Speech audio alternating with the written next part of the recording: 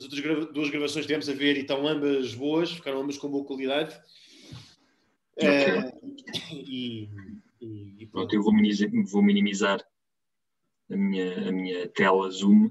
Isso. Mas quando... Sim, isso ontem já ficou muitíssimo melhor.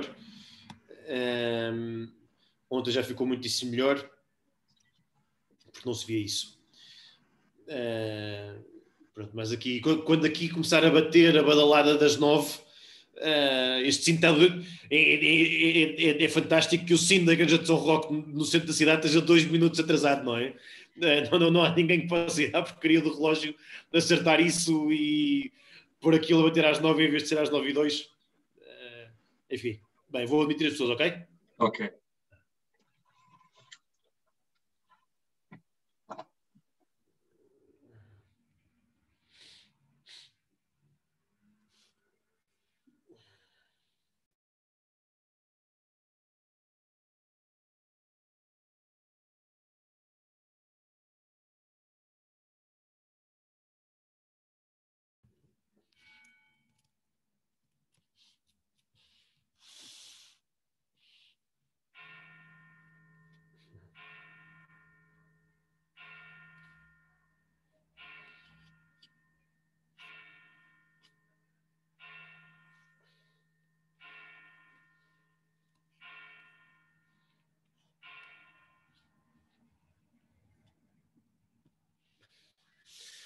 Bem, então, boa noite a todos, bem-vindos de volta a esta terceira e última sessão deste curso sobre filosofia cristã e filósofos cristãos, especificamente centrado na polémica que nasceu em França nos anos 30. Obrigado ao Padre Andrés por voltar, tem sido um ótimo curso de seguir. Passo-lhe a palavra sem muito mais para dizer. Como sabem, as perguntas podem ser apresentadas no chat e vão sendo lidas depois à medida que nos aproximamos do final. Enfim, Andrés, passo-te a palavra. Boa noite. Boa noite, Francisco, e obrigado, e boa noite a todos. Aqui o resto de Israel que chegou até ao nosso último dia, e com gosto também que estou aqui a colaborar com a Brutéria. E pronto, vou continuar esta senda deste programa que é muito extenso, muito vasto, focando-me em alguns pequenos autores da filosofia cristã, ou de filósofos cristãos. Queria só dizer que ontem percorremos muito rapidamente o personalismo cristão, que teve um impacto grande também no Concílio Vaticano II. Houve uma questão muito interessante do Miguel Ferrão, que está também a estudar estas áreas. Se calhar ele provavelmente até terá muito mais para me ensinar a mim sobre o personalismo, mas eu combinei com ele e vamos ter depois uma conversa sobre aquela questão que ele pôs na estética personalista, e se concordassem eu passava hoje ao nosso tópico de hoje, a fenomenologia, digamos assim, em diálogo com o cristianismo. Ou a filosofia em diálogo com o cristianismo. Exato. Portanto, significa que há outra forma de abordar a questão da filosofia cristã, falta ali um R, uma outra forma de abordar, que é mais do que uma filosofia cristã que defende filosoficamente os conteúdos da revelação e justifica a fé numa certa apologética, vai-se procurar tomar o cristianismo como objeto para se filosofar, digamos assim, uma filosofia que está em diálogo com a tradição cristã.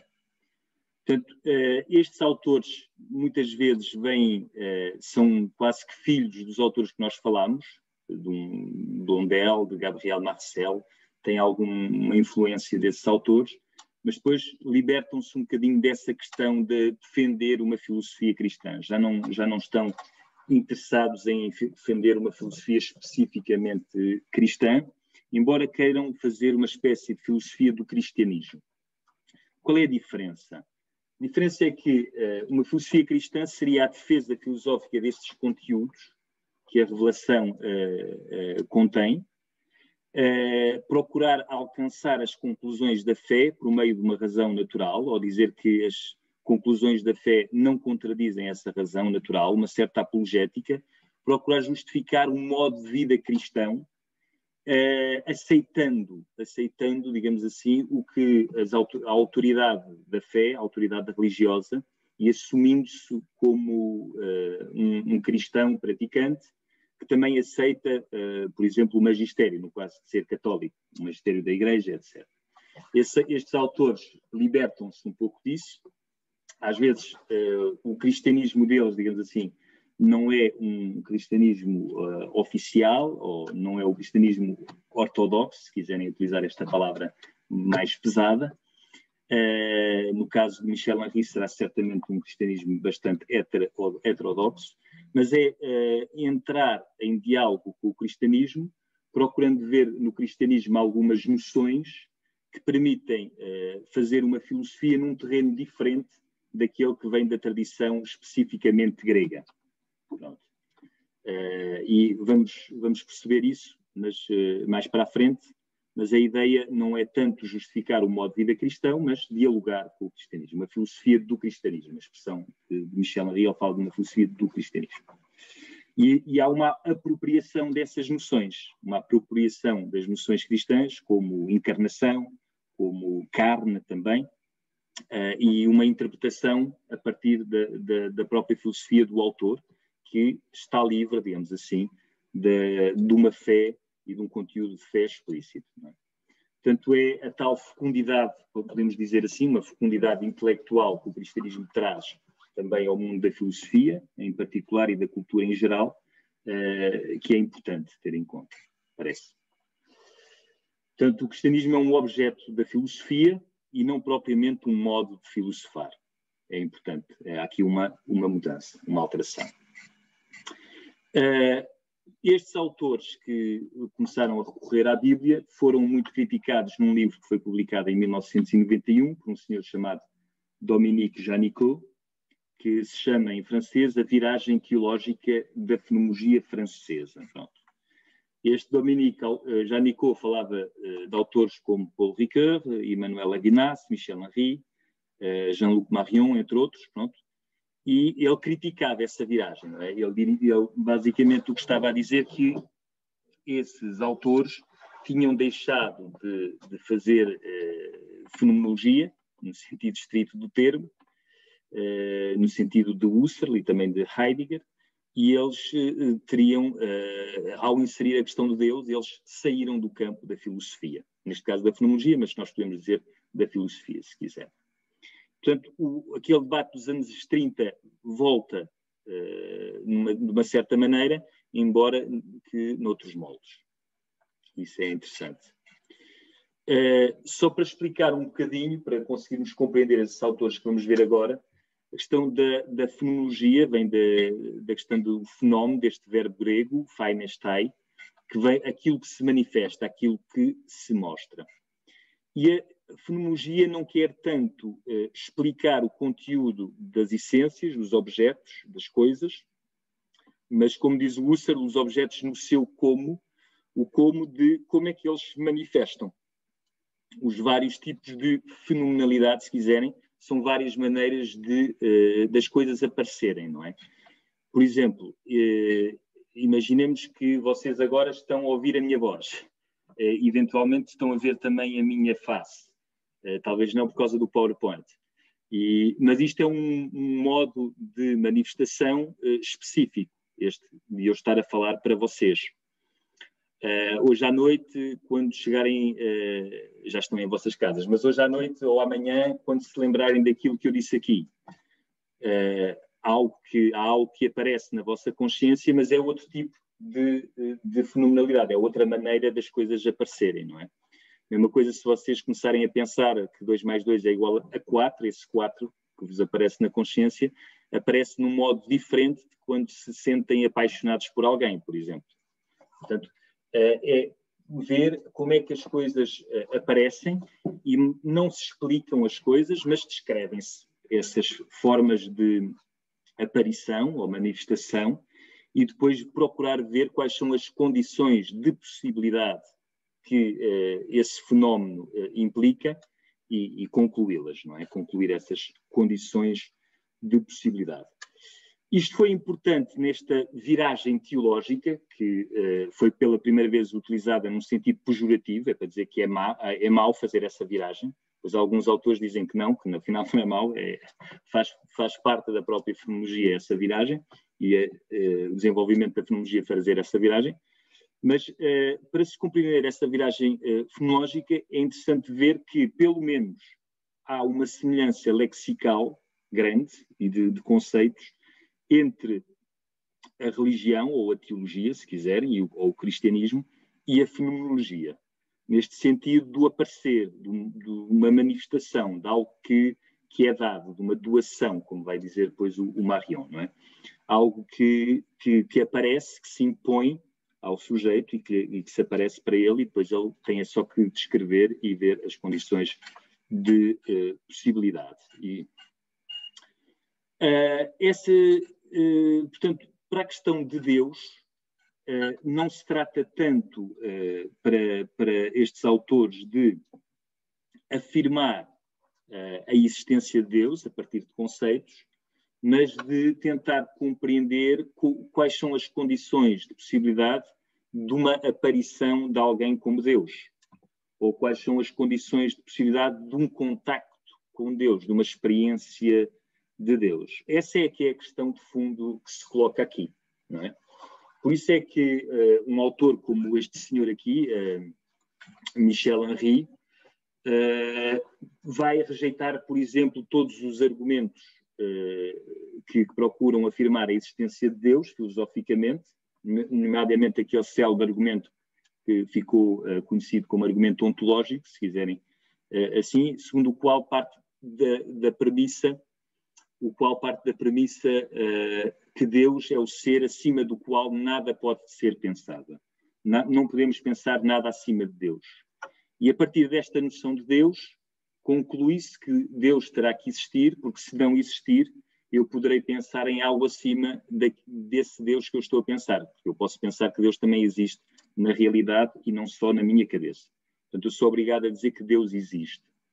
Mas essa definição de Deus, para justificar a sua existência necessária, segundo a qual Deus é o ser acima do qual nada pode ser pensado, põe Deus como absolutamente extrafenomenal. Isto é um Deus que é infinito, inefável, indizível, inconcebível, que está para além da minha experiência, daquilo que eu posso experimentar. Está para além daquilo que se pode manifestar para mim. É nesse sentido que ele é extrafenomenal. Portanto, ele não pode fazer um fenómeno, não tem fenomenalidade. Então, para estes autores fenomenólogos, aceitar o argumento ontológico ou refutá-lo, já agora, por exemplo, o Descartes aceita esse argumento ontológico, o Kant rejeita-o, mas ele diz que os dois estão de acordo, porque eles dizem exatamente a mesma coisa, no sentido em que Deus é extrafenomenal, Deus está fora, não é? E ele até vai dizer que este tipo de argumentos são o pai do ateísmo, porque põe Deus, o pai do ateísmo ocidental. A origem do ateísmo ocidental nasce com este tipo de argumentação, nesta ótica, não estou a dizer que eu defenda isso, né? Mas nesta ótica, é claro que temos que respeitar Santo Anselmo, estes grandes santos da Igreja, não é? Mas nesta ótica seria o pai do ateísmo, no sentido em que se Deus é absolutamente extrafenomenal, se eu não posso ter experiência de Deus, mesmo que ele exista, é um pouco indiferente para mim, não é? Porque, do ponto de vista de um fenomenólogo, aquilo que interessa é a realidade à qual eu tenho acesso. Ok? Pronto.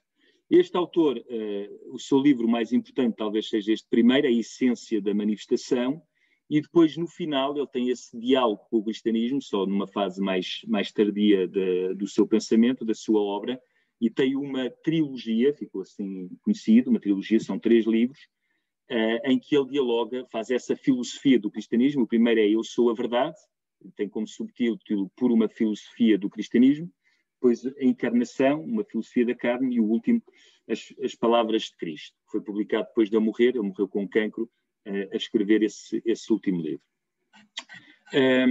E então, a grande ideia dele, vou resumir muito brevemente, espero ser claro, é que basicamente existem 2 grandes modos de manifestação. Aquelas, como eu estava a dizer, a A fenomenologia procura ver quais são os modos de manifestação, como é que as coisas se manifestam. Cada coisa tem o seu modo.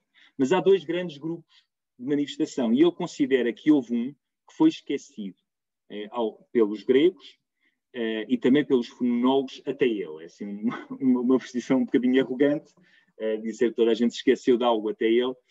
Existem algumas pequenas exceções que ele encontra, por exemplo, em Kierkegaard, mas em geral, na história da filosofia, estes dois modos houve um dos modos que foi esquecido.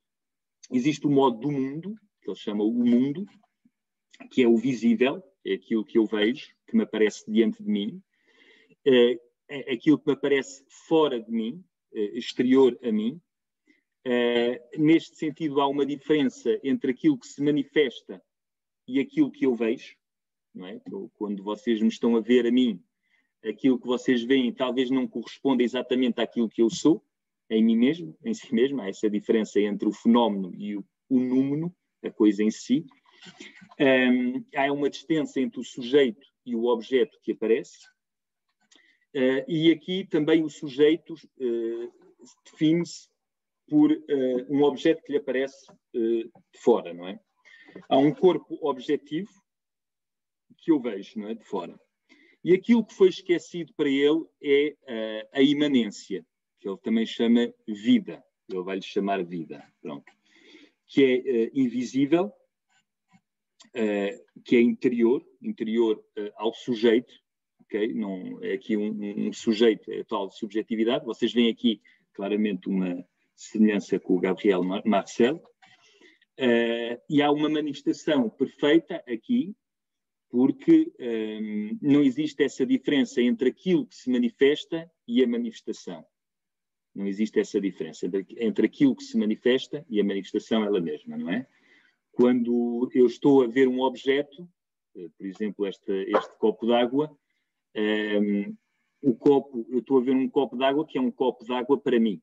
Mas em si mesmo, talvez sejam coisas diferentes de vidro, aglomerados de vidro, etc., que eu posso objetivar também, mas em si mesmo é algo que a essência disto em si mesmo eu não tenho acesso. E, portanto, aquilo que me aparece não corresponde exatamente à essência da coisa em si. Enquanto que nesta interioridade há uma manifestação perfeita, não é? Que é, por exemplo, o sentimento de alegria, o sentimento também de dor, de sofrimento. A alegria é tudo isso que eu estou a sentir, ponto. Nem mais nem menos, é tudo isso. Há uma manifestação perfeita na interioridade. E aqui ele vai falar da carne subjetiva, não é? De uma carne que o ser humano não é alma nem corpo, é carne, diz ele. E, portanto, o que ele vai gostar muito no cristianismo, que ele vai encontrar no cristianismo, também um pouco mais tarde, na evolução, é essa noção de encarnação. Pronto, nós, quer dizer, os cristãos, quando dizem encarnação, pensam o Deus que se faz homem, mas aqui ele não pensa exatamente isso, ou necessariamente isso, ele pensa simplesmente dentro da carne. Na carne, dentro da carne. Já agora, curiosamente, este in, que significa aqui dentro, mas, por exemplo, naquele argumento ontológico que afirma a existência de Deus, quando se diz que Deus é indizível ou inconcebível ou inefável, o in é uma negação. Não é dentro de, mas é uma negação. É que Deus não pode aparecer. E aqui pode aparecer dentro da carne, dentro da afetividade. Portanto, o ser humano não é essa substância composta de alma e corpo, mas é uma carne, uma afetividade, um ser afetivo carnal. Ele vai encontrar também nos textos do cristianismo a palavra coração, que ele vai identificar com essa carne, não é? Pronto. É óbvio que os teólogos vão, quem estudar a teologia e exegese bíblica, vai criticar este autor porque, por exemplo, em São Paulo, carne às vezes tem um sentido negativo, de pecado, etc. Aqui não tem esse sentido, vem aqui só da encarnação dentro da carne. Para ele, o mundo, reduzir as coisas só à exterioridade do mundo, àquilo que me aparece fora de mim, é aquilo que ele chama a inteligibilidade grega. E esta vida imanente, ele chama-lhe inteligibilidade joanina, do Evangelho de São João, ele basicamente fica-se por São João, um pouco de São Paulo também, o Evangelho de São João, e ele diz-lhe arque, porque arque significa origem, e ele considera que o primeiro fenómeno que me aparece, o mais originário, o primeiro, o tal arque, sou eu próprio, essa minha interioridade, essa minha afetividade. É aquilo que me aparece a mim mesmo. Antes de eu ter contacto de uma heteroafeição, de algo exterior a mim, eu tenho contacto de algo que é interior a mim. Então, eu vou um pouco mais rápido, que é esta vida, esta carne subjetiva, esta afetividade foi esquecida, ficou só por um mundo, por uma consciência intencional que olha para coisas exteriores e o domínio da representação. A representação é a maneira de eu conceptualizar as coisas na minha mente, de uma maneira estritamente racional e de as tornar inteligíveis. E só essa maneira é que existiu na filosofia, ou foi extremamente sublinhada, e não esta afetividade que foi colocada na ordem do não ser, de algo que não interessa para nada ou que simplesmente não existe. E por isso eu considero essa filosofia que se esqueceu a vida monista, no sentido em que absolutizou só esse aparecer exterior do mundo. Embora hajam muitos tipos de aparecer diferentes do mundo, não é? Mas, ou da exterioridade, da consciência intencional, uma consciência que vai em direção a algo que está fora dela, ou que não é propriamente essa consciência, essa afetividade carnal. Tudo isso é monista porque só existe essa forma de aparecer. Então, o nosso autor vai encontrar algumas passagens do Novo Testamento, sobretudo. Sobretudo, eu tinha dito que ele gosta muito do Evangelho de São João. No último texto dele, para Palavras de Cristo, ele vai também citar bastante Mateus e Lucas, e Marcos também, embora naquela trilogia, nos primeiros 2 livros, é sobretudo de São João e fala dessa arqui-inteligibilidade joanina de São João. Mas, por exemplo, quando ele vê Jesus no Evangelho a dizer: quando rezares, entra no teu quarto, fecha a porta, reza ao teu pai, que escuta no segredo. Esse segredo está mal escrito, peço desculpa. Jesus está a orientar na interpretação de Michel Henry. Atenção, eu não estou a dizer que é a interpretação do cristianismo mais ortodoxo, mais oficial, mas ele está a interpretar isto como Jesus está a dizer para irmos à fenomenalidade da imanência, da interioridade, onde as coisas aparecem só na minha interioridade sem ser no mundo, não é? Reparem que a noção de encarnação para ele não é no mundo, não é? É na carne, que é diferente. Depois, quando ele diz: hipócritas, vocês o que fazem é para serem vistos pelos homens, não é? Vocês o que fazem é limpar o exterior do copo e do prato, mas por dentro estão cheios de ganância. Ou quando se diz que não é o que entra pela boca do ser humano que torna impuro, mas o que sai do seu coração. Tudo isso, todas estas passagens mandam-nos para a nossa interioridade. É lá onde está a verdade e é lá onde também está Deus, como vamos ver daqui a bocadinho, segundo este autor. Ou quando Jesus disse: disseram-vos, não matarás, eu porém digo, todo aquele que odiar o seu irmão já o matou no seu coração. Não se trata só de um ato no mundo exterior, mas trata-se daquilo que se passa no domínio das emoções internas. E, portanto, Deus, para Michel Henry, não é um ser provido de todos os atributos concebíveis, lá está, do domínio da representação, concebíveis no domínio daquela representação, daquela fenomenalidade da consciência intencional, elevados a uma perfeição absoluta, nem sequer é um ser infinito, um ser tal que não se pode conceber um maior. Esta é a definição do argumento ontológico, e que por esta razão existe necessariamente. O Deus cristão nada tem a ver com o ser infinitamente grande de Santo Anselmo, que será retomado em todas as provas clássicas da existência de Deus e lhes servirá de suporte, como nada tem a ver com o primeiro motor de Aristóteles ou ainda com o autor do melhor dos mundos possíveis. Aqui refere-se a Leibniz. Deus não é algo, a que o nosso pensamento dê acesso. Não é o pensamento, não é a consciência intencional que dá acesso a Deus. Reparem que a questão aqui não é só afirmar Deus, mas é aceder a Deus. Portanto, isto é claramente um fenomenólogo que está a falar. Reparem também que a sua filosofia do cristianismo basicamente está a refutar aquelas filosofias cristãs do passado que procuravam provar a existência de Deus e atribuir, compreender a essência de Deus, alguns atributos da essência de Deus. Não é? Ele vai dizer uma frase muito chocante, tem várias, mas uma frase muito chocante é que Santo Anselmo é o pai do ateísmo ocidental. Atenção, eu não digo que esteja de acordo, não é? São autores que têm uma enorme liberdade, digamos assim. Depois ele estabelece uma distinção entre prova e, eu vou traduzir por experiência, épreuve em francês. Pronto, isto também é um jogo de palavras da língua dele, da língua francesa. A prova, no sentido, é uma demonstração, se quiserem, uma demonstração lógica, tal consciência racional, o tal acesso através do pensamento e de uma razão pura, estrita. E a épreuve é uma experiência subjetiva interior. E, portanto, Deus, para ele, não se pode provar, nem interessa provar a existência de Deus. O que interessa é fazer essa experiência de Deus em mim e deu em Deus, digamos assim. É essa a conclusão que ele vai tirar, não é? Como perceberam, certamente a prova seria a fenomenalidade do exterior, do mundo, dessa representação da consciência intencional, e a épreuve, a experiência, seria a fenomenalidade da vida imanente, interior. Pronto.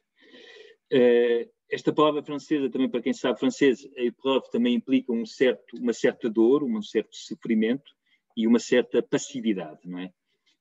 Isso é importante.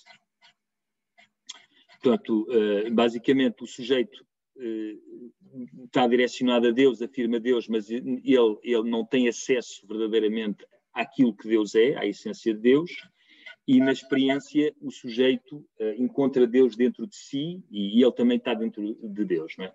Michel Henry, certamente, vocês imaginam, cita aquela frase conhecida de Santo Agostinho, que Deus é mais interior a mim mesmo, é mais interior a mim mesmo do que eu. Não é? E, portanto, este esquecimento da afetividade da carne imanente, não é? Para ele é uma filosofia agnóstica ou ateia de dizer que Deus não se manifesta, que Deus é um objeto exterior e extra-fenomenal. É uma filosofia agnóstica e ateia.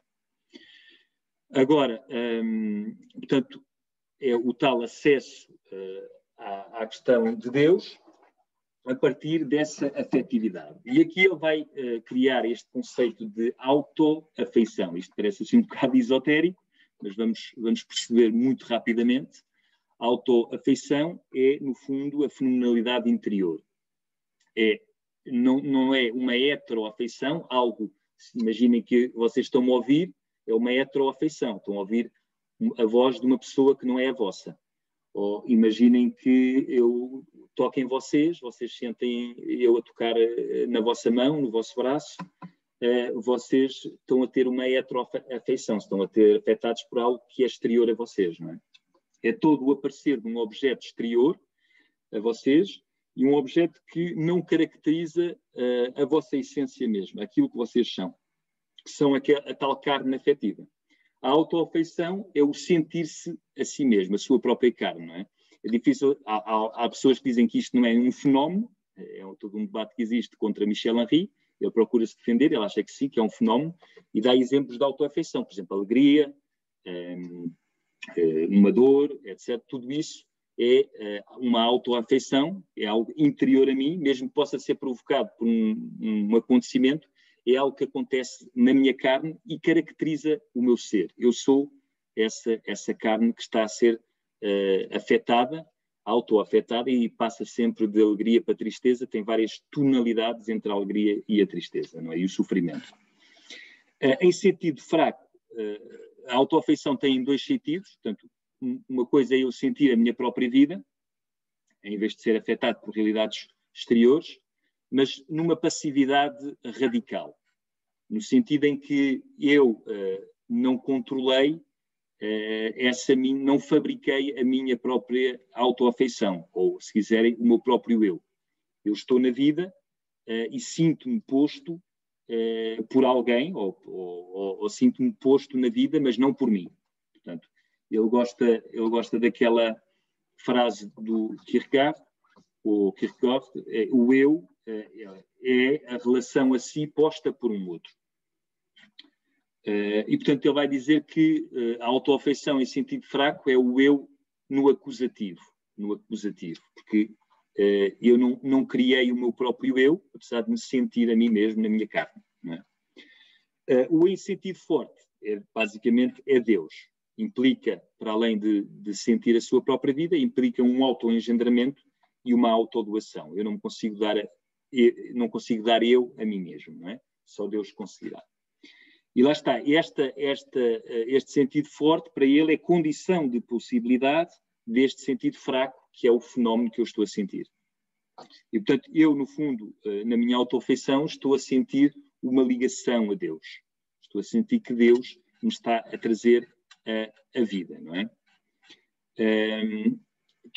Deus não é só uma condição de possibilidade, ele vai insistir nisso, de mim, também é, mas não é só isso, porque senão seria do domínio da representação, mas eu estou a sentir ser posto por Deus. É assim que ele quer. Deus, uma vida sentida, não é? Portanto, em vez de dizer que Deus é inefável, ou inconcebível, ou invisível, para ele Deus é vida, Deus é Pai, e eu tenho a experiência, na minha autoafeição, a experiência de filiação divina. Pronto, essa é a ideia. Portanto, assim, muito brevemente, percorremos basicamente a maneira como Michel Henry fala da fenomenalidade de Deus, da manifestação de Deus. Mas agora falar de outro autor, que se refere a Michel Henry como mestre, apesar de não concordar com tudo o que ele diz. Este é um autor mais confessional que Michel Henry, ok? Também é fenomenólogo. Recebeu o ano passado este prémio Ratzinger, e é assumidamente católico, coisa que não era o Michel Henry, nem muito praticante, digamos assim. Mas pronto. Na atribuição do prémio falaram que ele promoveu uma razão aberta ou alargada nesta esteira de Bento XVI, na atribuição desse prémio. Acho que é uma frase interessante para perceber a fenomenologia dele, que também é a fenomenologia do dom ou da doação, que eu vou tentar abordar brevemente aqui nestes minutos que me faltam. Pronto, pus aqui 3 livros dele, não sei se são os mais importantes, mas Deus sem o ser, portanto já estão a ver que ele tenta trazer a questão de Deus para além da metafísica tradicional, não é? O ídolo e a distância, e sendo dado. A noção de dom, de doação, é muito importante aqui. Pronto. Ele vai considerar, toda a gente já ouviu certamente falar da morte de Deus, estamos também em tempo pascal, quem participou nas liturgias também ouviu falar na morte de Deus, noutro sentido, mas a morte de Deus na filosofia é um evento em que se identifica também com o fim da metafísica, em que Deus já não consegue performar a nossa vida, ou Deus conceptualizado, demonstrado, etc. Há uma desconstrução desses conceitos da metafísica tradicional e dessas imagens de Deus, não é? Marion vê esse evento da morte de Deus como uma oportunidade, se eu puder dizer assim, para repensar Deus de outra forma, não é?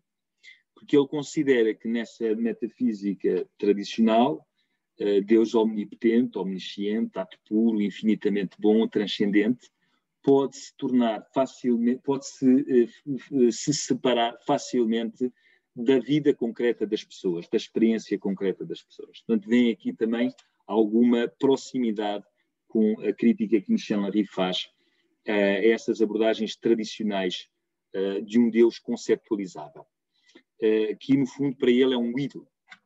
É um ídolo. E, portanto, a questão de Deus coloca-se de outra forma, que é como é que aparecem realidades invisíveis, sempre aquela questão do aparecer, da manifestação própria de um fenomenólogo, realidades invisíveis cuja essência não se deixa reduzir à racionalidade da lógica, dos conceitos, não é? E como é que eu posso pensar essa manifestação dessas realidades invisíveis, não é? Para ele é a partir desta questão que se coloca a hipótese de Deus. Ele parte desse evento da morte de Deus, não é? Aceitando e integrando, considerando que, basicamente, Nietzsche destruiu um Deus metafísico, essencialmente platónico.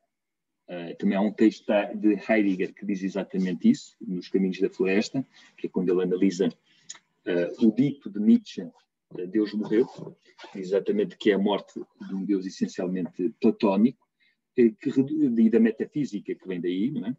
Que se reduz a uma concepção teórica e abstrata, afastada das vivências concretas que nos são dadas neste mundo.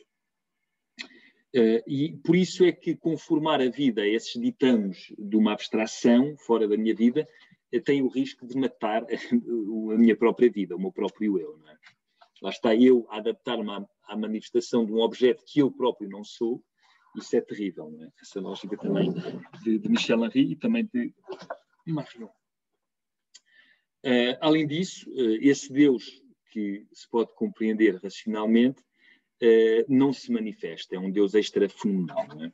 Pronto. Eu vou avançar um bocadinho mais, mas pronto. Então, ele basicamente vai procurar dizer que, em vez de querer afirmar a existência de Deus, tem uma abordagem mais fraca, ou se preferirem mais humilde, também é assim que ele fala, de tentar compreender a possibilidade de uma manifestação de Deus, e não só de uma manifestação de Deus, como em Michel Henry, mas mais como o receber um dom de um ser tal que Deus, um ser como Deus, não é? De ter um contacto com um dom de Deus, não é? Nessa imanência. É compreender essa possibilidade, mais do que afirmar que Deus existe necessariamente e que é absurdo e irracional não acreditar em Deus e dizer que Deus não existe, é só o insensato é que poderá dizer uma coisa dessa. Mais dizer do que isto, é uma abordagem mais fraca, se quiserem, ou mais humilde, que é dizer como é que Deus poderá ser possível, receber esse dom de Deus, não é? O dom de Deus como possibilidade, não é? Da presença de alguém cuja essência não é objetivável, nem conceptualizável, não é? Portanto, se Deus é possível, tratar-se-á de alguém cuja essência não é objetivável, nem conceptualizável, não é? Isto também, já o Santo Agostinho diz coisas muito parecidas, não é? Ou iguais. E o que ele vai dizer é que, para se compreender esta possibilidade, temos que ir para uma estrutura fenomenológica diferente, que é a estrutura fenomenológica do ícone. E é a partir daqui que ele também vai chegar à noção de fenómeno saturado. Mas, pronto, vamos nos concentrar na questão do ícone. A fenomenalidade que está implícita na noção de ícone. Seria a fenomenalidade própria que nos ajudaria a compreender a possibilidade de um dom de Deus.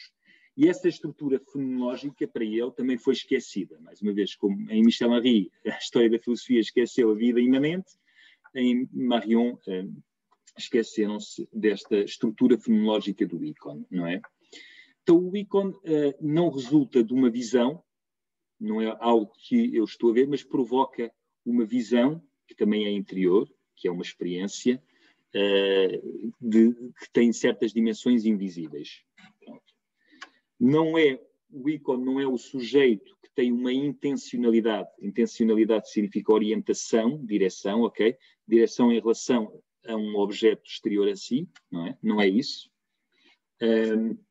É mais o contrário. É algo que está exterior a mim que se direciona para mim e se impõe. Em Husserl, considera o Marion, só se considera esse sujeito com uma intencionalidade em relação a algo exterior a si. Né? E nessa intencionalidade, isto é importante para compreendermos a noção de Marion de saturação. fenómeno saturado, que não é pejorativo. Normalmente, quando dizemos saturado, significa que estamos saturados, é mau. Aqui não é no sentido de ser mau, mas no sentido de ser pleno, de estar cheio. Cheio de sentido. Porque muitas vezes o que acontece na fenomenologia mais tradicional de Husserl é que a consciência intencional, consciência que se dirige para um objeto exterior, preenche lacunas do fenómeno, se quiserem dizer assim. Dá sentido a um fenómeno, a uma manifestação, e esse sentido é conferido pela consciência do sujeito, não está necessariamente no fenómeno. Imagina que eu tenho estas duas imagens que são iguais, mas que numa vejo uma rã, noutra vejo um cavalo. Portanto, o ser rã e o ser cavalo, ou as essências de rã, ou formas eidéticas, se quiserem usar uma nomenclatura técnica, não estão exatamente na manifestação em si, nem no objeto, nem na própria manifestação, mas estão na minha consciência, que confere, digamos assim, sentido ao fenómeno. Não é? Confere sentido a essa percepção, preenche lacunas do fenómeno. Ok? Eu aqui tenho uma borboleta e flores, mas também a minha consciência também consegue conferir o sentido de uma mulher. Ou aqui estão linhas direitas, mas a minha consciência consegue conferir um sentido de linhas um pouco diagonais. Esta é a consciência que atribui sentido às coisas. Não é? E na fenomenalidade de Deus não pode ser assim. Portanto, vocês já vão facilmente perceber que este autor não aceita algumas coisas de Blondel, nomeadamente essa exigência da natureza do sobrenatural. O sobrenatural, ou o dom de Deus, na linguagem de Marion, não pode ser uma exigência da natureza, não pode ser só aquilo que a intencionalidade espera. Tem que ser verdadeiramente um dom, não é? Para ele, se nós nos reduzirmos à fenomenalidade dessa consciência intencional e abordarmos Deus a partir daí, que é o que fazem as demonstrações clássicas de Deus, não é? Deus vai se tornar um espelho do homem, que é basicamente a grande crítica do ateísmo de Feuerbach, Deus uma projeção do ser humano, não é?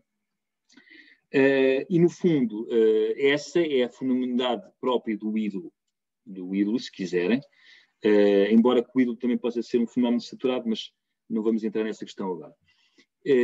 Mas essa é uma fenomenalidade que não é a fenomenalidade, certamente, que nos permite um acesso ao dom de Deus. Se existe um Deus, não é porque eu sinto o desejo que ele exista, lá está, um pouco diferente daquilo da abordagem de Blondel, tem que ser um Deus que se dirige a mim. Essa é a fenomenalidade do ícone, não é? Muda a direção da intencionalidade. Quais são então as condições para se receber esse dom? É esta tal fenomenologia da doação, não é? Que não procura afirmar filosoficamente a existência de Deus, mas determinar essas condições de possibilidade para que esse dom de Deus possa ser acolhido. O que eu percepciono é-me dado ou construído por mim? Eis a questão. Não é? Há uma parte que é dada, há uma parte que é construída nessa tal consciência intencional, mas a questão que se coloca de Deus é pensar um dom, um fenómeno, que não é de todo produzido pela minha consciência, de uma doação pura, não é? Pronto. E é aqui que entra a sua fenomenologia da doação. Possibilidade do fenómeno saturado, pronto, que é uma possibilidade de uma saturação que nos é dado de viver. Um fenómeno, uma experiência que eu tenha, que a minha consciência não preenche lacunas, porque ela não tem lacunas. Tem tanto sentido, transborda de sentido, que eu não consigo abarcar totalmente. É essa a ideia, não é? Já vos vou dar exemplos muito concretos de fenómenos saturados também. Portanto, não é num sentido pejorativo, mas é um sentido de plenitude, de um sentido inesgotável.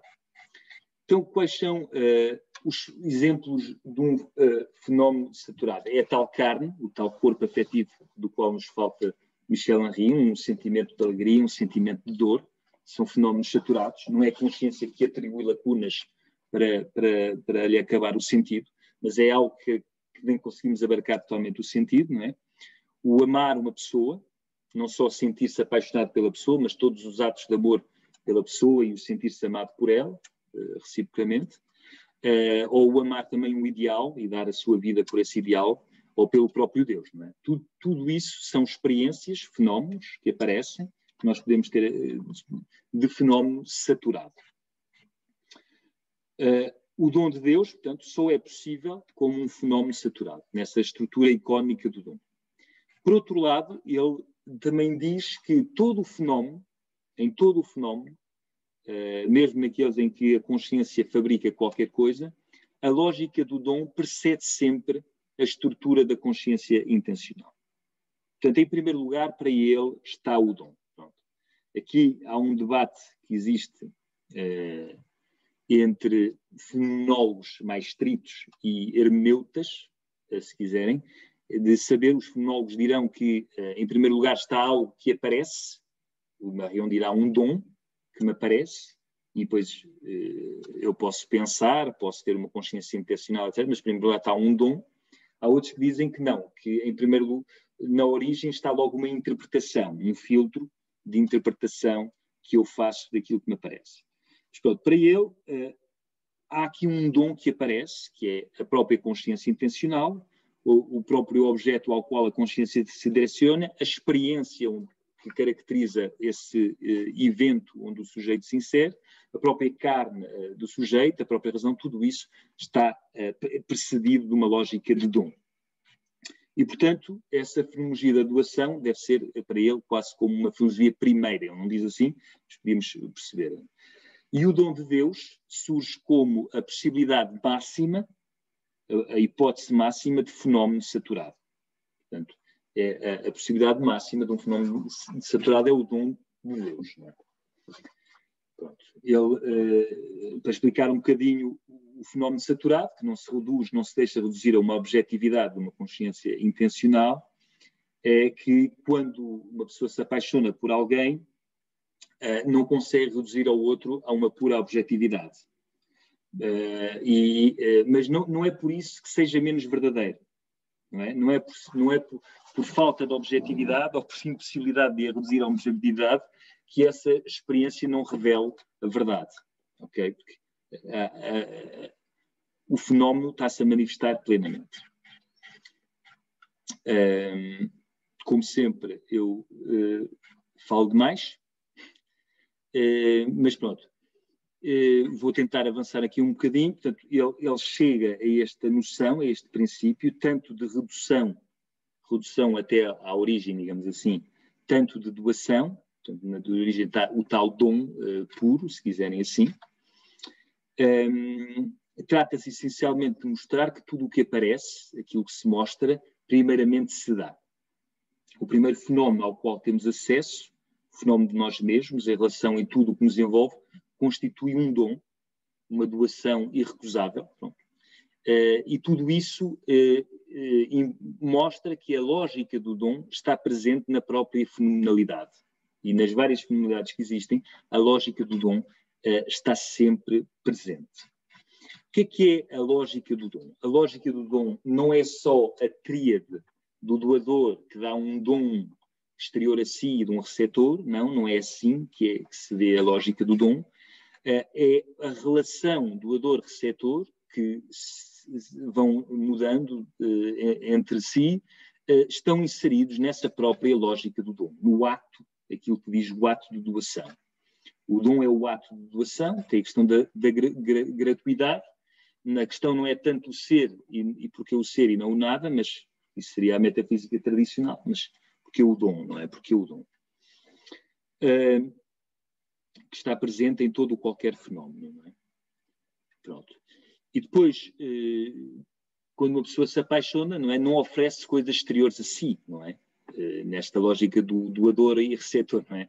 Oferece a si mesmo a sua energia, o seu tempo, a sua vida, a sua atenção, o seu afeto, não é? Portanto, oferece-se. E tudo isso mostra o que é essa lógica do dom, E, no fundo, para ele também está a mostrar aquilo que Deus é, não é? O fenómeno que melhor espelha essa lógica do dom é o amor. E, portanto, ele vai falar num ego amans, um eu amante, e depois ele vai descrever, talvez fiquemos um bocadinho chocados, mas ele vai descrever muito o fenómeno erótico para explicar explicar ou descrever ou mostrar como é que aparece essa lógica do dom. Não é este ego amans, este eu amante, não é propriamente um sujeito forte, autónomo, criador, à imagem desse super-homem, nietzscheano, se quiserem. É um ser fraco, frágil, que não é autónomo, nem deseja sê-lo, não é? Portanto, e nesta lógica do dom, a fragilidade aparece também como condição de possibilidade da comunhão e da abertura ao outro e da complementaridade com o outro e da compreensão de um outro frágil também e de o amar também. Pronto. Enfim, ele também tem algumas passagens interessantes sobre a Eucaristia, mas vamos seguir. E pronto. Queria só concluir. Portanto, para ele não existe uma divisão, uma separação entre Eros e Ágape. Os dois incluem-se um no outro. O Eros é o desejo de unir a um outro e o Ágape é esse movimento de se abandonar num outro, não é? E, portanto, esses dois desejos não se separam só numa razão pura, fazendo abstração da experiência que isso se pode separar, mas na realidade concreta, tal como as coisas aparecem, estão juntos, são indissociáveis, não é? Ele gosta muito daquela encíclica de Bento XVI, Deus é Amor, em que ele também fala sobre essa relação do Eros e do Ágape. Pronto. O exemplo também de quando mesmo fora do cristianismo, fora da religião, quando alguém age em prol de uma pessoa que ama ou de um bem, de um ideal a alcançar, não é? Essa pessoa fala porque se sente afetivamente atraída por isso e ligada a isso, não é? Depois, pronto, a noção de comunhão, facilmente vamos chegar a essa noção. Diferente, o que eu queria chegar aqui é que Deus, pronto, ele vai criticar muito a noção de que o inferno são os outros. Basicamente, para ele, o inferno é a ausência do outro, não é? É precisamente a ausência do outro. E depois ele liga um bocadinho a palavra inferno a fechamento, que em francês, separar as palavras, é que o inferno mente-me.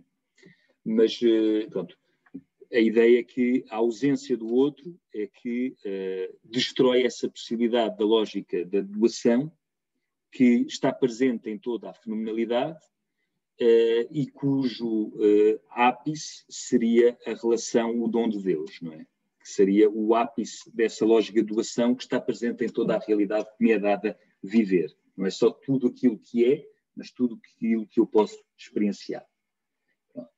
Só para dizer que existem algumas diferenças com Henri, é que para Marion Deus é extra-fenomenal, em sentido estrito do termo, mas há uma relação com Deus, com o dom de Deus, não é? Mas eu não acedo a Deus, nem Deus é totalmente imanente, como em Michel Henry. Michel Henry seria Deus, é reduzido àquilo que eu sinto na minha própria autoafeição, não há nada de transcendente. Ele critica explicitamente essa noção de Deus transcendente. Além disso, Marion considera também Cristo como um fenómeno saturado e um grande e o limite máximo do fenómeno saturado, a pessoa de Cristo, a encarnação de Deus feito homem, desse dom, dessa complementaridade da dor receptora. Eu acho que fico por aqui. Pronto, só para dizer que nestas abordagens não se está a afirmar a existência de Deus, ainda menos a doutrina católica filosoficamente, não é que se esteja a contradizer necessariamente, mas não se quer fazer uma apologética nesse sentido. É uma abordagem fraca, mais humilde, que tentar ver quais são as possibilidades de uma relação com Deus, de pensar uma relação com Deus a partir da fenomenologia e de estabelecer essas possibilidades e de pensar também aquilo, no fundo, acabamos por pensar também aquilo que é o homem, não só o que é Deus, mas o que é o homem em relação com Deus.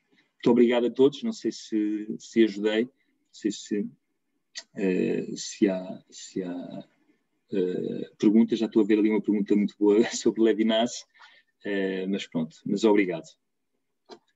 Bom, enquanto o André tem tempo para respirar um bocadinho e para pensarem, no caso de terem alguma pergunta, uma pergunta já do Marcelo Perino, Muito boa. Que o André deverá responder daqui a pouco. Se tiverem mais alguma, podem ir acrescentando.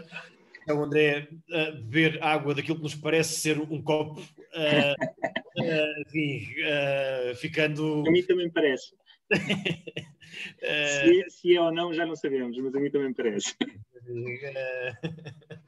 Mas, bom, André, na ótima terceira sessão, temos tempo para algumas perguntas, tal como nos outros dias.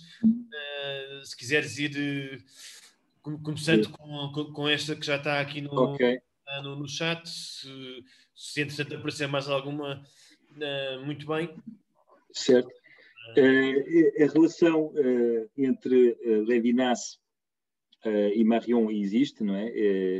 E também entre Levinas e Michel Henry existe essa relação. Já agora o Levinas, quando lecionou na Sorbonne, a primeira vez que começou a dar aulas ali, escolheu a essência da manifestação como livro para lecionar.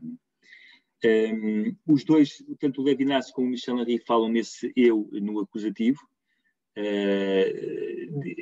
Há uma co-influência entre os dois, mas em todo o caso existe uma grande diferença entre Michel Henry e Levinas, que é um debate que eles tiveram mesmo um pouco aceso por vezes, talvez, que é que para Levinas o primeiro fenómeno é o outro, o rosto do outro. Eu não sou eu enquanto não me aparecer o outro, enquanto que para Michel Henry a tal autoafeição é na ausência do outro e na ausência do mundo eu posso ter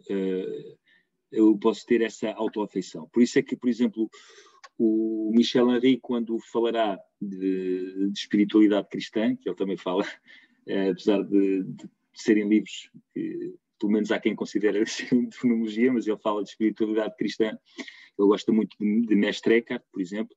Ele vai, a espiritualidade cristã para ele não é a nossa espiritualidade jesuíta, digamos assim, no sentido de uma espiritualidade no mundo ou para o mundo, é uma espiritualidade de fuga mundi. É uma expressão que ele utiliza explicitamente, sair do mundo, o silêncio do, como é que se diz, o silêncio do claustro, dos mosteiros, não é?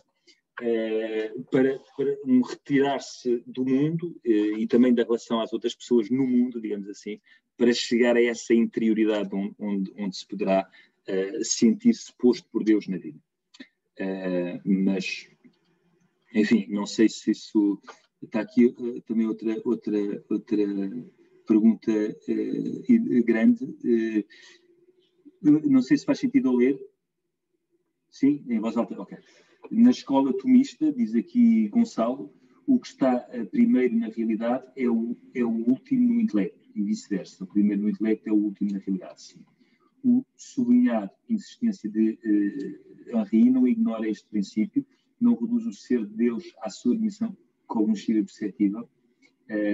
Sim, isto. A tendência bem-mais é específica de Michel Henry ou uma tendência geral da família? É específico de Michel Henry, e nesse sentido eu creio que a pessoa que fez esta questão, creio que estava a seguir esta ideia tomista. Neste sentido, não só não é tomista, mas talvez seja mesmo heterodoxo. Mas é assim, ele vai reduzir essa possibilidade de se conhecer do ponto de vista extremamente racional. João Matos, ídolo e ícone. Ambos fenómenos. Ok. O ídolo pode ser um fenómeno saturado. Normalmente, em Marion, ele vai falar de 4 fenómenos saturados, de 4 tipos: o ídolo, o ícone, a carne também, relação. Mas O ídolo é um excesso de visão, pode-se tornar um excesso de visão, enquanto que o ícone é um excesso de dom, de receber, não é? Mas a grande diferença entre o ídolo e o ícone está na direção da intencionalidade. Enquanto que no ídolo é de mim para fora, para algo que está fora, e é visão, é ver, ver no sentido mais literal do termo. No ícone é uma intencionalidade que vem de algo que olha para mim, eu sinto a experiência de se sentir olhado, ou visto, ou posto, e portanto é essa a diferença. Pronto. É importante depois também no ícone, também há uma certa, no próprio dom existe essas duas coisas, o amar, que é a intencionalidade para fora, e o ser amado, que se integram nesse ato de doação. Esse ato de doação, que é um ato unitário, as coisas não se separam no ato de doação, e não são objetos, são sujeitos, e não é só um que é receptor e o outro que é dador, mas os dois, ou os vários, se for uma comunhão entre várias pessoas, são tudo. Pronto. E é a fenomenalidade do ícone que nos permite ver essa questão, a lógica do dom. Mas pronto. Já agora o Marion é mesmo, ele ainda é vivo, não é? Ainda é vivo. O Michel Henry já morreu. O Marion ainda é vivo e ele é mesmo, pronto, católico publicamente assumido, digamos assim. Contrariamente ao outro autor, Michel Henry, que enfim, teve uma relação com o cristianismo, gostou de encontrar alguns conceitos. Eu creio que a relação que ele teve com o cristianismo foi também uma necessidade que ele tinha de encontrar um terreno diferente, com outros termos, para expressar a sua ideia, a sua filosofia ou a sua fenomenologia, porque ele, como tinha uma tese radical, dizer que todas as outras filosofias tinham-se esquecido de um aspecto que ele estava a tentar salientar e mostrar, ele sentiu necessidade de encontrar um terreno onde ele pudesse expressar esse aspecto sem ser só a dizer contra os outros. Então, não estou a mostrar um aspecto, mas numa linguagem diferente. E por isso ele vai gostar da questão do termo carne, do termo parousia, no sentido de presença, uma presença total, não é? Algo que se manifesta totalmente, o pleroma também de São Paulo, pronto, uma plenitude. São termos que ele apropria-se desses termos para depois expressar a sua tese. Mas isso, pronto, é também um pouco a leitura que eu faço da sua obra. Mas claramente a ideia dele de Deus, puramente imanente na carne, afetivo, não é do cristianismo oficial, não é? Isso acho que é importante também que seja dito, embora possa trazer aspectos interessantes, não temos que aceitar tudo num autor, mas aspectos interessantes, seja para um cristão ou para um não cristão. Também acho interessante como o próprio não é só o filósofo cristão, mas é um filósofo que, não sendo cristão, usa o cristianismo como uma fonte para desenvolver a sua reflexão e exprimir aquilo que ele pensa a partir do cristianismo. Isso também é interessante. Não é o único a fazer isso, mas é interessante. Um não cristão que tem também autores marxistas hoje em dia que escrevem a partir de São Paulo, Alain Badiou, por exemplo, outros. E isso é interessante, mostra uma certa, não vou dizer abertura do cristianismo, mas também um certo poder de fecundidade, de generatividade nas fontes cristãs, não necessariamente só na tradição, na comunidade, na relação, mas nas próprias fontes cristãs mostra que tem sim um poder de gerar pensamento, e isso é interessante, mesmo quando se faz para lá das fronteiras da ortodoxia ou da igreja. Mas não sei o que pensa, não é? Claro que não temos que aceitar tudo, não é? Mas muito obrigado pela vossa presença, aqui às 10 da noite a falar sobre filosofia cristã e fenomenologia. Atenção, chapou, parabéns, obrigado. Muito obrigado mesmo. Gostei muito e agradeço também muito à Brutéria, ao Francisco e à Brutéria.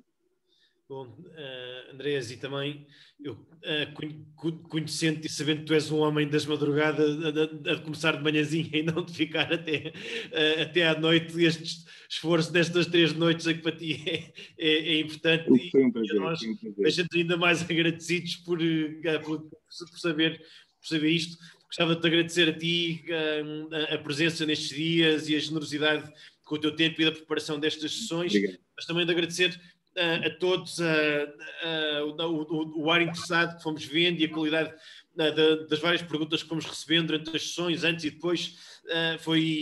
Foram 3 dias muito bons e gostava de agradecer a presença de todos, reforçando, como dizia ontem, que todas as sessões vão ser disponibilizadas no final da próxima semana. Espero que possamos enviar por e-mail as gravações das 3 sessões, juntamente com os slides que o Andrés foi usando. Em maio ou em junho temos mais 2 cursos destes programados na Brutéria, por isso o interesse que forem tendo vão vendo nas redes sociais da Brutéria ou no nosso site a programação que vai ser lançada. O curso de maio será com o Padre Vasco, o curso de junho com o Padre João Sarmento. Enfim, temos uma programação que agora volta mais ao normal. Enfim, última palavra, isto é um exercício que à Brutéria interessa muito poder fazer parte desta construção inteligente do mundo e desta problematização inteligente da realidade na qual nos situamos. Este curso é uma grande ajuda para poder pensar inteligentemente o mundo, a razão, a fé. Continuem a fazer este percurso connosco, que é uma alegria ver tanta gente interessada neste tipo de caminho, e por isso, mais uma vez, agradeço ao Andrés, agradeço a todos a participação. Boa noite a todos, até à próxima. Muito obrigado a todos, muito obrigado, Francisco, muito obrigado a todos e até à próxima. Muito obrigado.